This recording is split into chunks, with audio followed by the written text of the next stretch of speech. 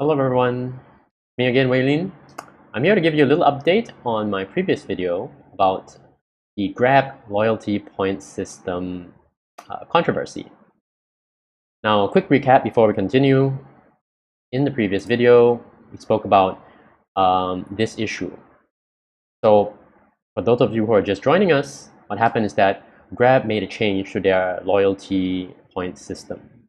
They awarded fewer points per ride and made it more expensive to redeem your rewards. Now that made a lot of people very unhappy, and this was barely a few days ago. Okay, you can see that this thread got really long, and I just want to show how much ill feeling this generated among Grab users. Okay, and let's see, this was even covered on Mothership. Right. So I'll just show this real quick. Here, Grab Singapore quietly reduces rewards points exchange rate by more than 10 times and disappoints users.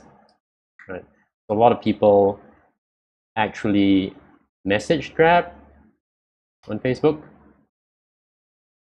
Very unhappy people. And on Twitter.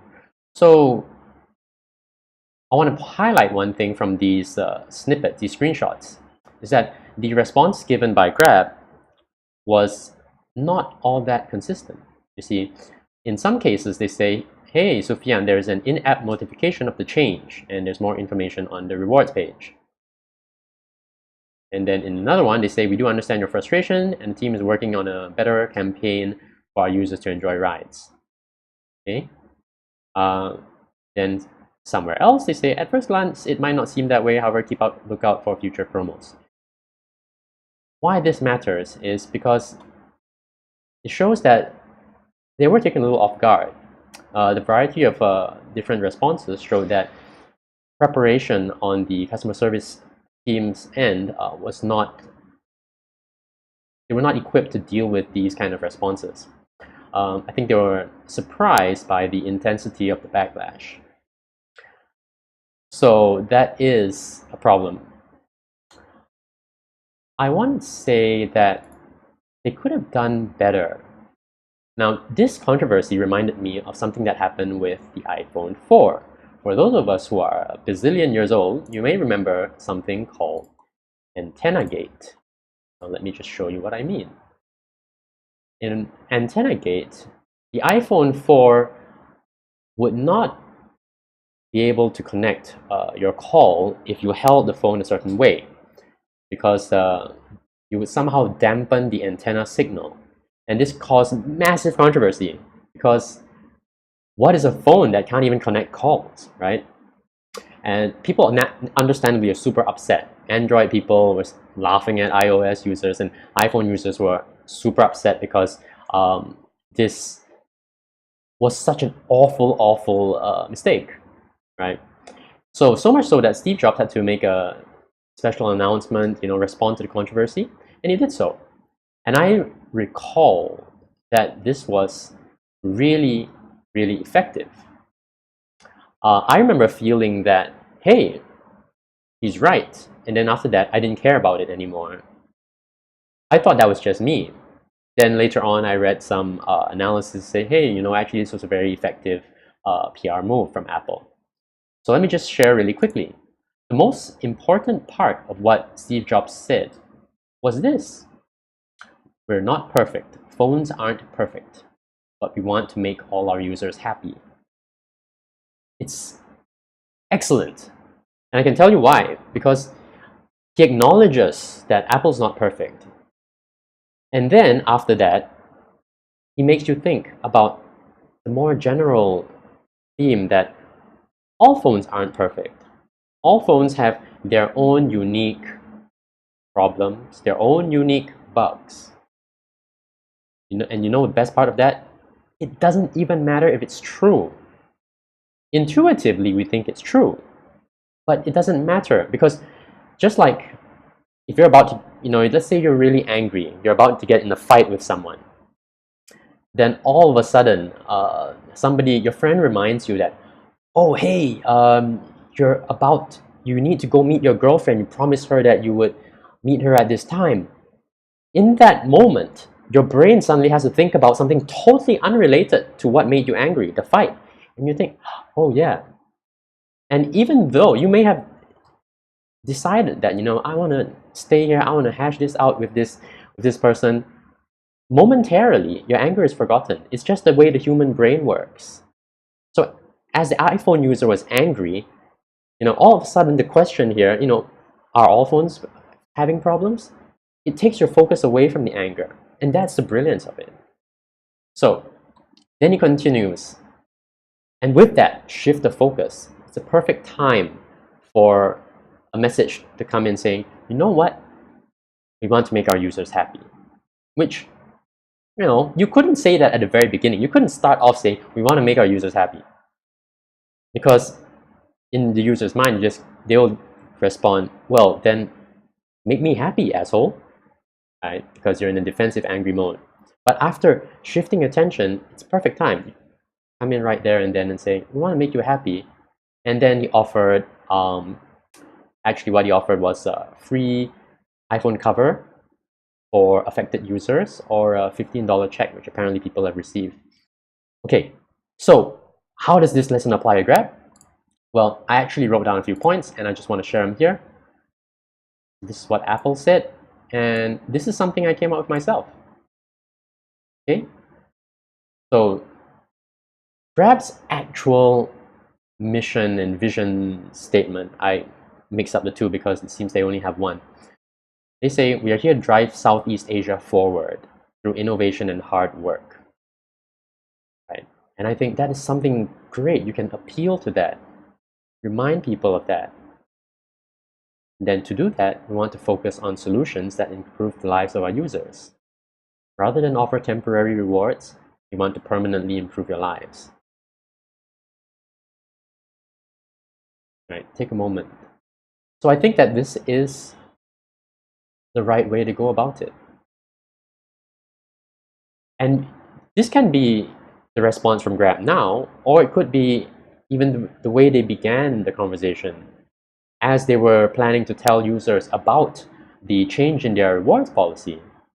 They could be saying, we want to improve your lives. We don't just want to give rewards, right? And with that, you can also offer a reward. You could also offer something extra. And well, here are a couple of ideas, right? You say, hey, we're broadening our rewards network. You could arrange that.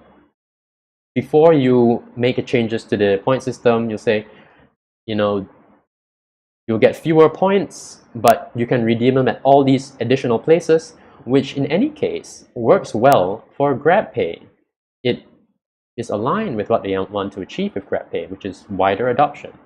So if you're going to broaden the network anyway, then why not make it part of the rewards that you're giving to people, and then perhaps you can give them one-time credit for whatever purpose. Right? Okay, I think I'm blocking this, so let me just move my... There you go. Right. It could also offer a one-time reward for customers, loyal customers who've been around for a long time. Right. Okay, so that's a really long recap, sorry. And what happened today was that Grab has already made a decision on the matter. They decided to refund users the points difference for when this change was effective, and also to keep the old reward system in place until the end of September. So this offers a rare opportunity, because before Grab make this decision, we can talk about, this is costly for the company and this is a bad thing, but it's kind of nebulous. Like, in what way is it bad? What's the cost in dollar terms to the company? Well, conveniently, this actually lets us have a figure there, because this is their decision. They decided that this is the amount of pain that we're willing to bear to resolve this problem. So the cost of running their rewards program on this format until the end of September, so September, August, and a little bit of July, 2.5 months of rewards. That's a cost that they're willing to bear. And that's what it cost them. They could have, so if with effective messaging, they could halve that cost and say, we would have taken the budget for this 1 month of rewards and then spread it out as credit for all our other services and drive users to adopt those other services. I would say that's a better situation for them. But that's not the solution that they ultimately came to. So I don't know what the cost of running the rewards for 2 months plus is, but I can say that at least there is a number there, and it's probably a high number. What with Uber users all moving to Grab now, not trivial. So PR problems do have a cost, is what I mean to say. And I hope that this is a valuable, lesson for not just Grab, but all of us who see it happening in real time. There is a cost to the way that we as a startup, tech community work on our products. I think a lot of us follow the motto, to move fast and break things. Facebook's all famous motto, which they have already rolled back. The cost would be that, well, you want to lessen the distance between engineering and deployment, and the cost of that is sometimes you will face problems like this one, where changes that can impact the whole company were not adequately dealt with. So it seems inevitable, once you reach enough scale, you're going to have to put more safeguards in place, because there is a greater need to protect the turf, the reputation, the customers that you've already earned, right? So I would say, yeah, these are a few lessons that I wanted to share. And I hope that you all enjoyed that. That's all I have to share for today. I'll be back with more interesting topics in the future. See you again soon.